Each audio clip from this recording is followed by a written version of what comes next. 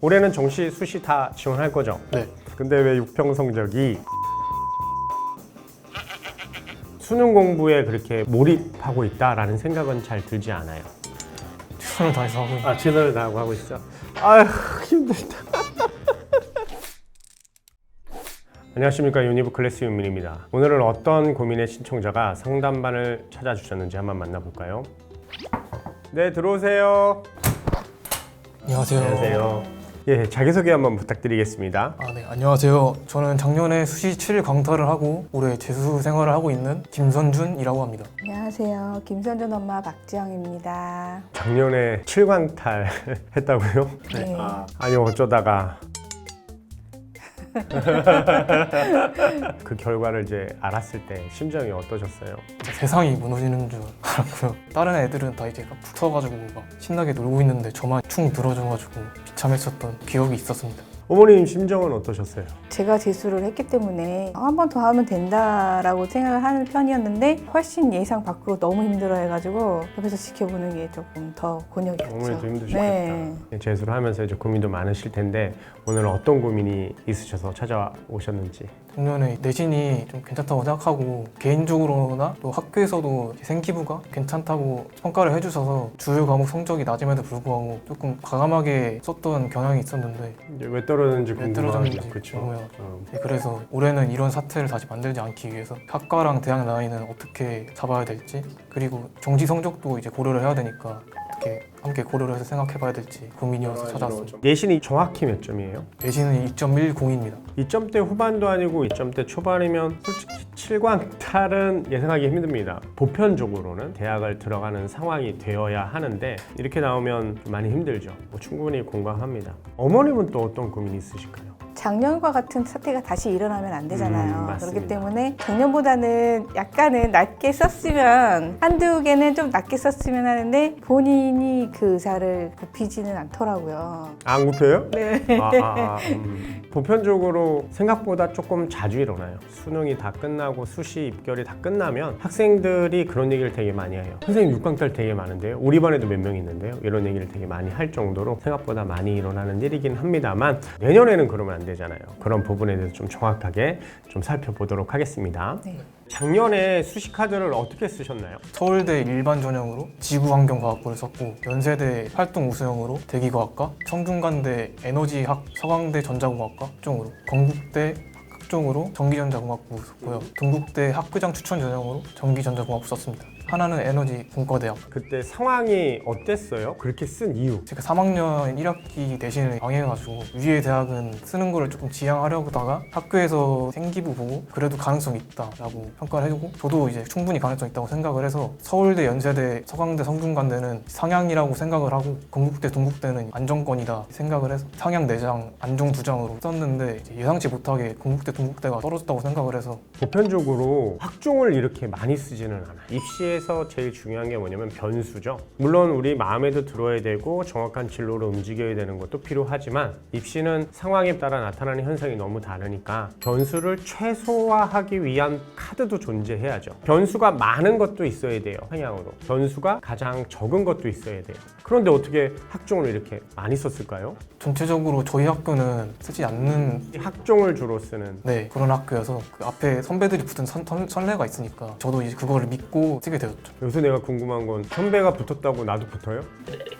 그건 아닌 것 같습니다. 왜요? 그 선배 생기부하고 제 생기부하고 내신 구조 차이도 다르고. 선택 과목도 다를 수 있고 생기부에 써있는 내용이 천차만별이잖아요. 같은 학교도 똑같이 써줄 수는 없죠. 그러면 선생님도 같은 사람이 아니야. 그런 여러 가지 변수들이 있는 걸 학종이라고 하는 거죠. 선배가 비슷한 상황에서 상향으로 써서 합격했다고 해서 나도 된다는 생각은 조금 위험할 수 있죠. 올해 수시 카드는 어떻게 쓰고 싶으세요? 위에 상향 4개는 쓰지 않고 고려대 상향 하나랑 중앙대, 경희대, 시립대 중간 라인 쓰고, 건국대, 동국대 다시 쓰는 걸로 생각하고 있습니다. 아니면 더 내려서 건동홍 라인을 마지노선으로 잡고 있습니다. 홍대까지? 네. 건동홍까지는 마지노선으로 두고 그 외에는 다 상향으로 쓰겠다. 아까 내신 성적이 2.10이었는데 학기별로 내신이 어떻게 되셨을까요? 1학년 1학기 1.88, 1학년 2학기 1.88, 2학년 1학기 2.0, 2학년 2학기 2.0, 3학년 1학기 3.0. 지금 선준 학생의 내신을 보면 하향되고 있습니다. 특히 3학년이 3학년 때 미적 확통을 같이 하셨는데 등급이 몇이었죠? 둘 다 4등급입니다. 본인 수학 성적보다는 훨씬 못 본 거죠. 1학년 때 약간 못하긴 했어요. 3, 2, 3, 2 이렇게 가다가 갑자기 4로 확 떨어졌죠.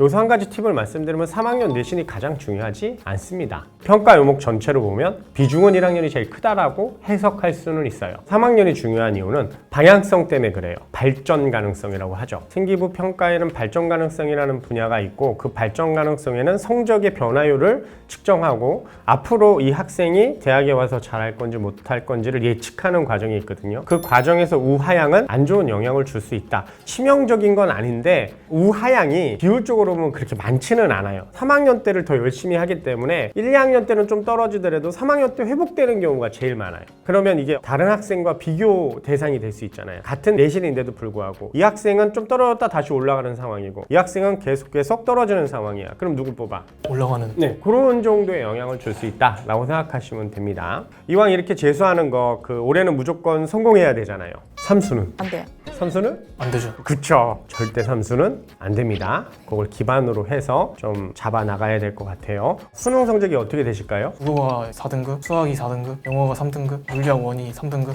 지구과학 1 5등급입니다. 그럼 6평 성적은 어떻게 나오셨을까요? 6평 성적은 국어가 3등급, 수학이 3등급, 영어가 4등급, 물리학 1이 4등급, 지구과학 1이 3등급입니다. 올해는 정시, 수시 다 지원할 거죠? 네. 근데 왜 6평 성적이 33443?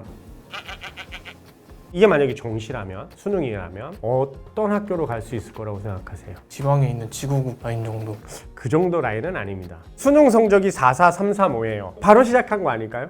네. 바로 시작했으면 성적이 어느 정도 좀 보여야 되는데 그렇게 많은 성적은 오르지 않았기 때문에 수능 공부에 그렇게 몰입하고 있다라는 생각은 잘 들지 않아요. 최선을 다해서 하고 있는. 최선을 다하고 하고 있어. 아휴 힘들다. 요 성적에서 좀 더 오른다면 국민대 숭실대를 쓸 수도 있고 더 오른다면 건국대, 동국대, 홍익대를 쓸 수는 있는데 수능이 얼마 안 남은 상황에서 이 점수보다 극단적으로 많이 올릴 수 있는 상황을 많이 보지는 못했어요. 확률로 보면 높지는 않다라는 생각이 좀 듭니다. 지금부터 생기부 평가를 좀 해야 되는데요. 본인의 생기부가 아주 좋다라고 생각하세요? 저희 학교 기준으로는 다른 학생들보다는 좋다고 생각을 해서 어떤 이유에서 생기부가 더 좋다고 생각하세요? 그냥 상투적인 말이 늘어진 게 아니라 기술이나 과학적으로 좀 더 학문의 깊이를 있게 제가 탐구를 진행을 했다고 생각을 해서 그리고 주요 다른 과목과도 연계성이 테마 연계 확장을 했다? 네. 한번 좀 자세히 볼게요. 왜 7광탈을 했는지 선생님은 좀 보여요. 전체적으로 일단 첫 번째 말씀드릴 건 성적이 우하향 되고 있잖아요. 생기부도 우하향 되고 있습니다. 그러니까 1학년 때는 되게 좀 뭔가 열심히 하고 열정 있고 관련된 진로 탐구 역량을 최대한 좀 나타내려고 전문 용어 많이 쓰고 심도 있게 했던 느낌은 많이 들어요. 2학년 때 1학년만큼의 열정은 보이지 않는다는 생각이 좀 들어요. 왜 이런 얘기를 드리냐면 보편적으로 1학년이 별로 안 좋아요. 그러다 2학년에 이제 정신 차려. 그래서 진로 탐색을 1학년 때 하다가 3학년 되면 어떻게 돼? 학종이나 교과를 써야겠다라는 수시 카드가 되게 중요시돼요. 그리고 그때부터는 어떻게 돼요? 정말 열심히 해요, 애들이. 점점점 좋아지는 경우가 가장 많은 케이스입니다. 근데 이렇게 1학년보다 2학년이 조금, 2학년보다 3학년이 좀 많이 안 좋아지는 생기부는 되게 드문 케이스라고 생각이 들어요. 두 번째, 제가 이제 보면서 이제 느낀 점이 전문 용어가 되게 많다. 특히 창체, 1학년 자율 동아리 진로, 2학년 자율 동아리 진로까지는 전문 용어로 다 들어가 있어요. 예를 들어서 1학년 진로 활동에 반도체 공정에 대해서 얘기를 합니다. 시뮬레이션 수율 개선하는 과정을 이해하고 IEB, ICBO 등 반도체 특성, 분량 항목에 대해 추가적으로 조사하여 학생들에게 소개함 이렇게 나오거든요. 자, 여기서 물어보고 싶은 게 IEB가 뭐예요? 지금은 잘 기억나지 않습니다. ICBO도 기억 안 나죠? 네. 이게 전문 용어를 사용했을 때 조심해야 되는 과정인 거예요. 제가 반도체에 대해서 전공은 아니지만 정말 오랫동안 생기부 보고서도 같이 조언을 하면서 많이 공부하거든요. 그랬을 때 IEB라는 공정은 실제 반도체에 존재하지 않습니다. EB가 뭐냐면 에너지 벌젯이라는 뜻이거든요. 에너지 벌젯은 반도체 웨이퍼에 주입되는 에너지 수준을 얘기해요. ICBO는 실제 특성 불량 상태를 얘기하는데 IC 칩이라고 하죠, 그렇죠? 집적 회로를 얘기합니다. 근데 여기서 불량 항목인 BO가 컬렉터 베이스라고 해서 누설 전류를 얘기하는 줄 알았거든요. 그런 걸까요? 제가 상당히 전문 용어를 많이 쓰고 있죠. 잘 못 알아들으시겠죠? 수준이 너무 높아요. 이 내용이 대학에서 배우는 수준보다 높을 정도로 일반 반도체 공학과에 가서 3학년 전공 수준으로 들어가야 배우는 내용을 여기다 써놓은 건데, 문제는 뭐냐면 이 전문 용어에 대한 해설이 하나도 없어요. 그냥 이걸 이해해서 친구들에게 설명했다. 그럼 끝나버려요. 그러면 대학에서 봤을 때는 물음표가 딱 찍히죠. 뭐지?